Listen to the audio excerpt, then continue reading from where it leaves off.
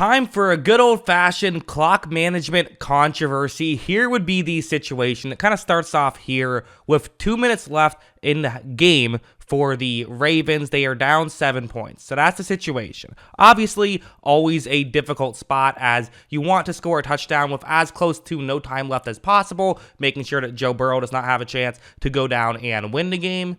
While at the same time, you have to make sure you at least give yourself enough time to potentially score, so it's difficult. If you burn too much time off the clock, well then you don't score and everyone thinks you look stupid, but if you don't burn enough time off the clock and then you score a touchdown and then the Bengals go down, they kick a field goal, they win, you might not get as much criticism, but at the end of the day, if your team loses, what's the difference? Although I think most people would say that the logic in a situation like this is make sure you score first, because the reality is it's better to be in the spot and have too much time than be in the spot and not have enough time. Scoring too quickly is not perfect, but it's certainly better than not scoring at all. So, that's kind of the logic, and I would probably agree with that. But anyways, watch what John Harbaugh does here. On this 4th down and inches, Huntley is going to keep the ball himself, and they convert on the 4th down, leaving us here 1 minute and 57 seconds left. They have 2 timeouts. Do they call a timeout? Do they hurry up? No, they are going to burn a good 40 seconds off the clock here, which I actually don't necessarily disagree with. So right here, I mean, we're talking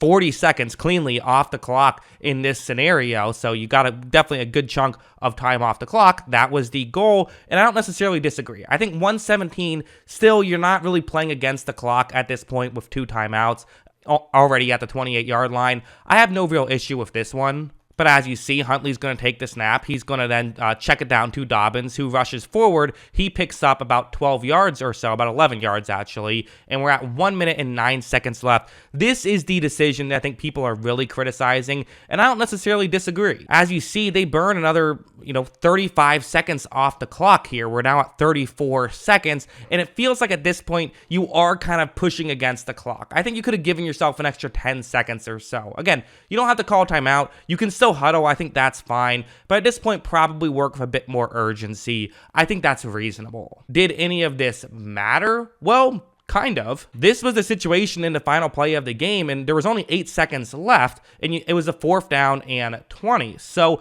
in a situation where maybe you had an extra 20 seconds left, you could have been in a position where you didn't have to go for the end zone. You would have had an opportunity to get to the 7-yard line, which isn't that much easier, but is still probably a little bit easier, and I bet an opportunity that they would have liked to have available. Now, I guess technically they still did have it available if you can get it done in under 8 seconds, but at that point, realistically, the strategy is to just go for the end zone. So that's kind of my final opinions on it. Did it matter? Probably not, but I guess a little.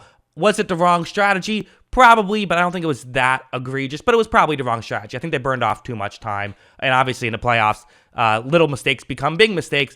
Got to be perfect if you're going to beat a team like Cincinnati. They weren't able to beat them. The real mistake, though, was Tyler Huntley fumbling at the goal line. That's what I think. What do you guys think? Let me know in the comments below. Always love hearing from you, and of course, as always, thanks for watching.